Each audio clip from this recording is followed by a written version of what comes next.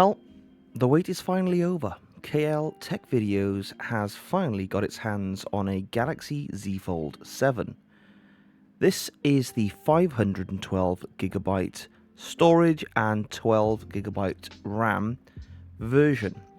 It's in blue shadow, because I think that's the coolest colour out of the range this year. Now, today is Saturday the 19th of July, and I was expecting this on July 25th. So almost a week early. So a big thanks and shout out there for EE for getting this into my hands. But let's get the box open and see what we've got to deal with inside. That is stunning, straight off the bat. I haven't even touched this thing yet. Wow. I'm coming from an S23 Ultra. So this is a major upgrade for me. I haven't upgraded in the last 2 years, simply because I've kind of had that upgrade fatigue. So in here we've got our documents, SIM ejection tool, USB-C to USB-C, guides, things like that. Things that we don't read on this channel simply because otherwise what would be the point of watching it? Ah, yes. It's almost sexual. Do you know what? I didn't prepare myself for it. I should have. Every video out there says it. But this is thin, man. This is ridiculously thin. This is so thin that I just thought everyone was hyping this up, and by the time this got to me I'd be like, it's not that thin. This is thin. Let me see if I can compare this. Okay, here in Britain we've got our 50p piece and our £1 coin. That is about the thickness of a £1 coin. Wow.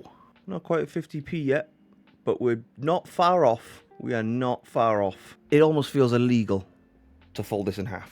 But this is the first time I will have been doing this.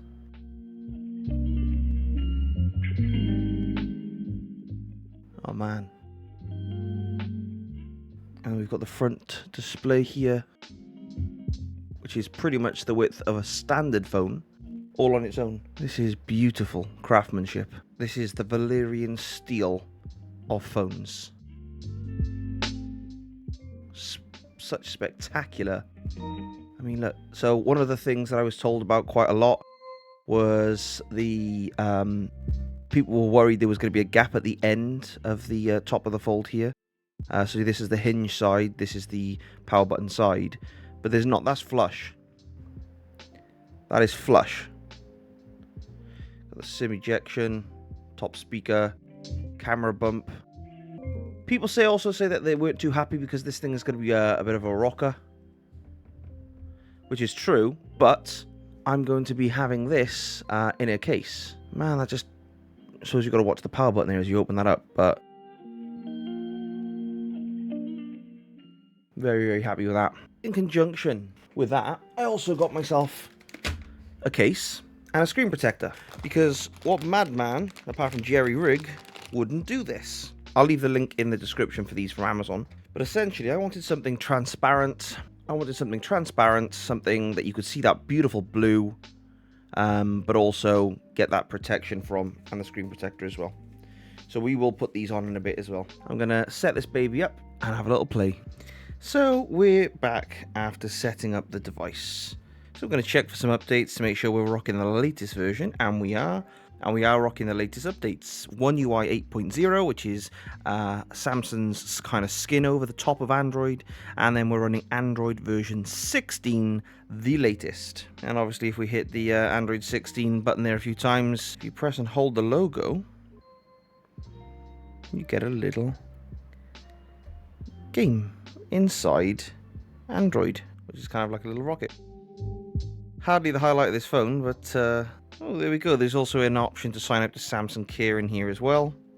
I wonder if signing up this way gets you a discount at all. We'll have a look. Talking about some of the specifications, right? So, folded, the phone is 158 by 72 by 8.9 millimeters thick. Unfolded, we're looking at 158.4 millimeters by 143.2 millimeters by 4.2 millimeters thick. The width of a pound coin. We're weighing this in at 215 grams. So on the front of the phone, we're running the Gorilla Glass Victus Ceramic 2 folded, plastic front unfolded, glass back Gorilla Glass Victus 2 again with an aluminium frame. It takes a nano SIM, has multiple eSIM support. It's IP48 dust and water resistant, but watch out, because when you do set this phone up for the first time, you do get a warning saying that it doesn't take too much dust to cause some issues. So watch out for that.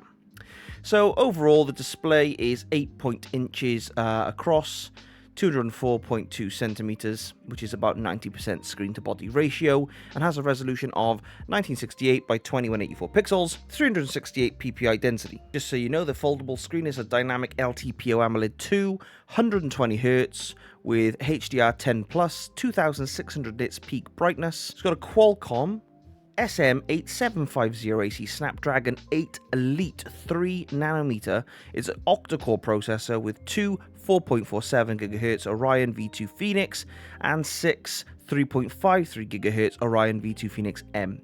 Has the Adreno 830 GPU with 1200 MHz. No card slots. Internal, you're either buying this 256 gigs of storage, 512, or 1 terabyte. The former two are 12 gigabyte, with the 1 terabyte having 16 gigabytes of RAM.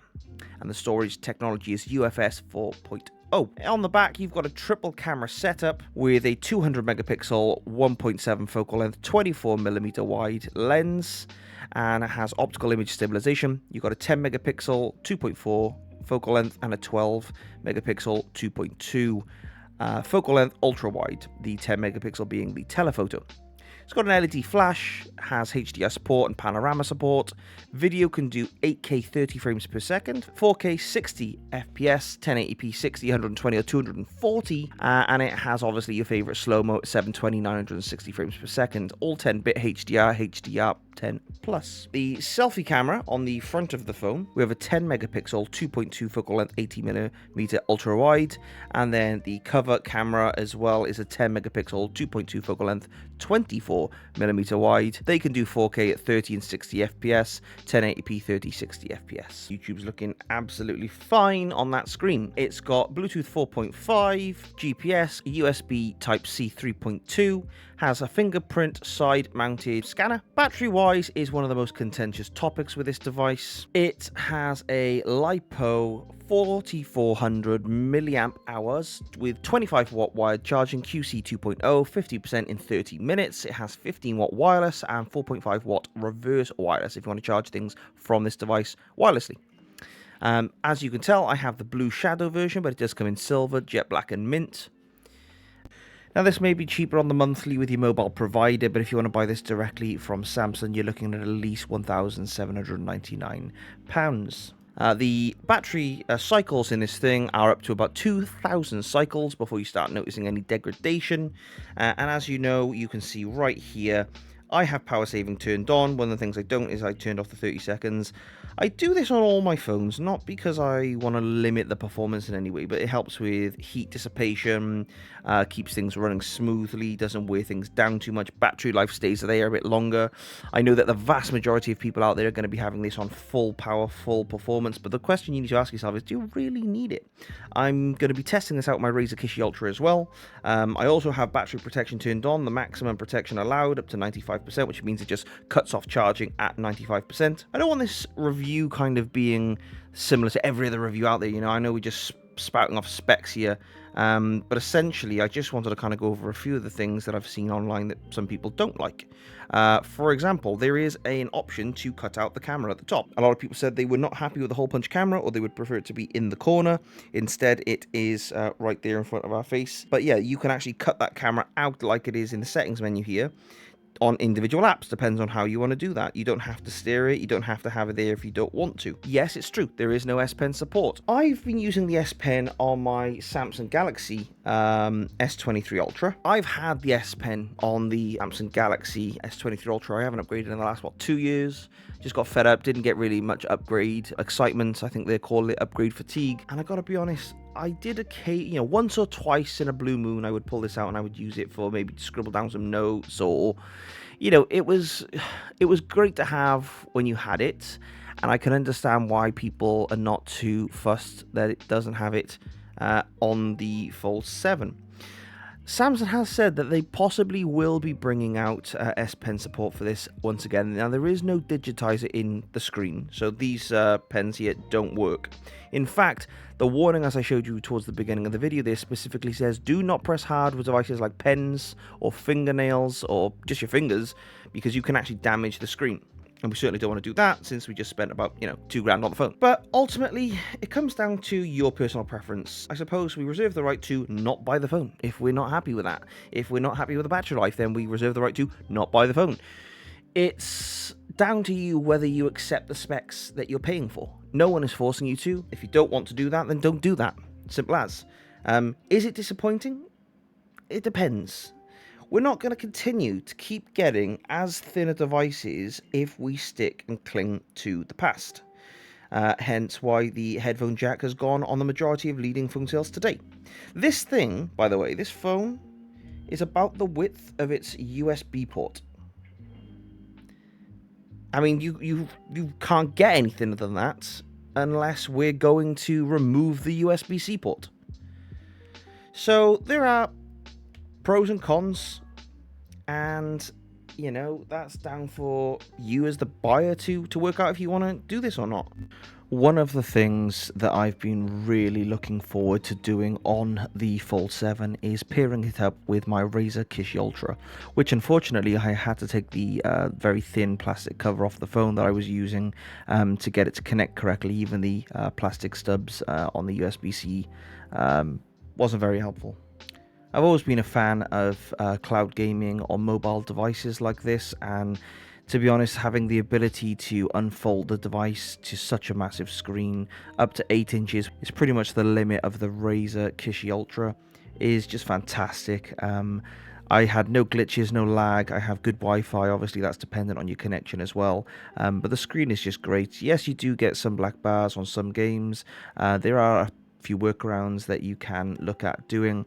But ultimately, yeah, it works pretty well. It's really good.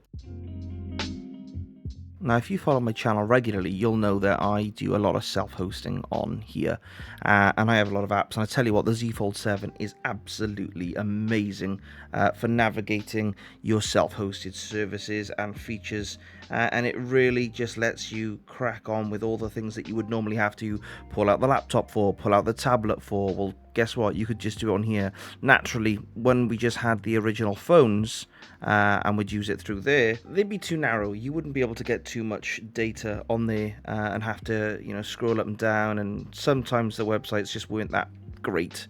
But having them open in here means that we can literally control all our services so much easier.